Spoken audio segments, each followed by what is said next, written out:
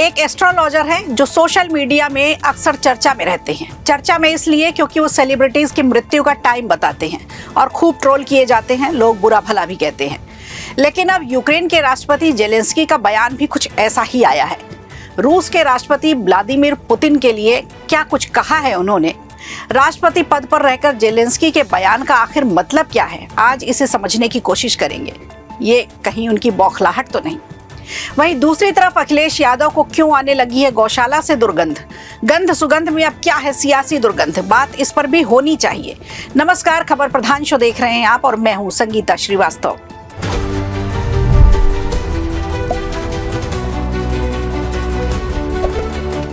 दरअसल यूक्रेन और रूस के बीच का युद्ध खत्म होने की चर्चा जोरों पर थी, लेकिन दोनों देशों के बीच रिश्ते अब और भी तल्ख होते जा रहे हैं। दरअसल जेलेंस्की का आज एक अजीबोगरीब बयान सामने आया है, जिसमें उन्होंने ऐसी बात कह दी है जो किसी के गले नहीं उतर रही। जेलेंस्की ने कहा है पुतिन जल्द ही मर जाएंगे और उसके बाद युद्ध भी समाप्त हो जाएगा। अब आप सोच रहे होंगे कि दुनिया के सबसे शक्तिशाली लीडर को आखिर कौन मारेगा, उनकी मौत कैसे हो जाएगी। क्या एक हारे हुए राष्ट्रपति की ये बौखलाहट है जो युद्ध से परेशान हो चुका है? द मिरर की एक रिपोर्ट है जिसमें बताया है कि पेरिस में दिए गए एक इंटरव्यू में जेलेंस्की ने ये बयान दिया। जैसे ही जेलेंस्की का ये बयान आता है, वैसे ही रूसी राष्ट्रपति पुतिन के स्वास्थ्य को लेकर तरह तरह की अटकलें लगाई जाने लगती हैं, चर्चाएं होने लगती हैं। ब्रिटिश न्यूज आउटलेट द सन की रिपोर्ट के मुताबिक पुतिन को अक्सर सूजे हुए चेहरे और कांपते हुए देखा जाता है। इसके साथ ही उनके पैरों में ऐंठन की भी बात बताई गई है, जिससे अटकलें लगाई जा रही हैं कि वो अपना पद छोड़ने वाले हैं। यानी पुतिन की बीमारी को लेकर अटकलें काफी समय से चल रही हैं, वो पद छोड़ने वाले हैं। लेकिन इन अटकलों में कितनी सच्चाई है ये किसी को नहीं पता। लेकिन ये बयान ऐसे समय में आया है जब यूक्रेन और रूस ने ऊर्जा ठिकानों पर हमले 30 दिनों के लिए रोकने पर सहमति जताई थी। अब सोचने वाली बात यह है कि जब रूस हर बात पर सहमति जता रहा है, तो यूक्रेन ऐसे बयान या फिर ऐसी टिप्पणियां क्यों कर रहा है? क्या ये उसका कोई अलग प्लान है या फिर कोई साजिश है? क्योंकि ऐसा देखा गया है जब से ट्रंप सत्ता में आए हैं तब से ही यूक्रेन को सैन्य मदद कम मिल रही है, लेकिन जेलेंस्की को सिंपैथी ज्यादा मिल रही है। और सिंपैथी देने वाले वो देश भी हैं जो रूस को कमजोर करना चाहते हैं। अब नई खबर यह भी है कि रूसी राष्ट्रपति पुतिन ने पीएम मोदी का न्योता आधिकारिक तौर पर स्वीकार कर लिया है और जल्द ही वो भारत भी आएंगे। शायद ये दोस्ती अब कुछ नई इबारत लिखेगी।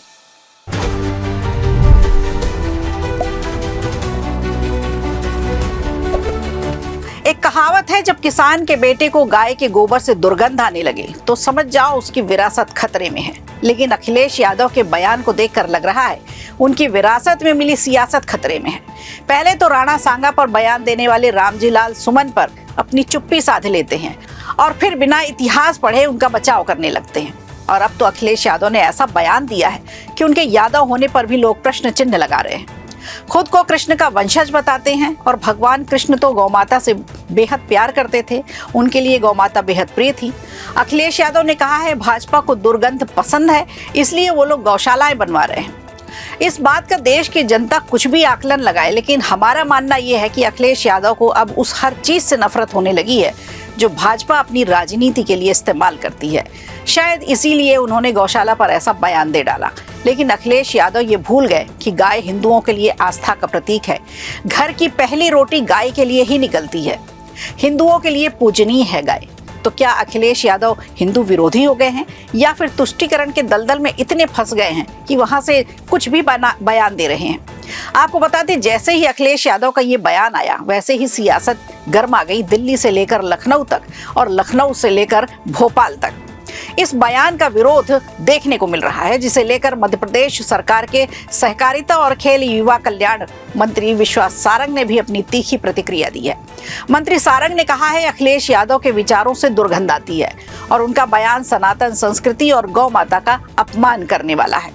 खैर, भाजपा और सपा दोनों ही राजनीतिक पार्टियां हैं, लेकिन सपा के अखिलेश यादव को ये बात समझनी होगी कि किसी समुदाय को या किसी पंथ को खुश रखने के लिए किसी और की धार्मिक भावनाओं को आहत नहीं करना है। ये राजनीति नहीं बल्कि कुनीति है। कभी कुंभ को निशाना बनाते हैं, तो कभी राम मंदिर पर अनर्गल बयान देते हैं, तो कभी साधु संतों को तुच्छ बता देते हैं। ये वही पार्टी है जिसने राम भक्तों पर गोली चलवाई थी। ये वही पार्टी है जो मथुरा में कृष्ण जन्मभूमि पर चुप्पी साध लेती है।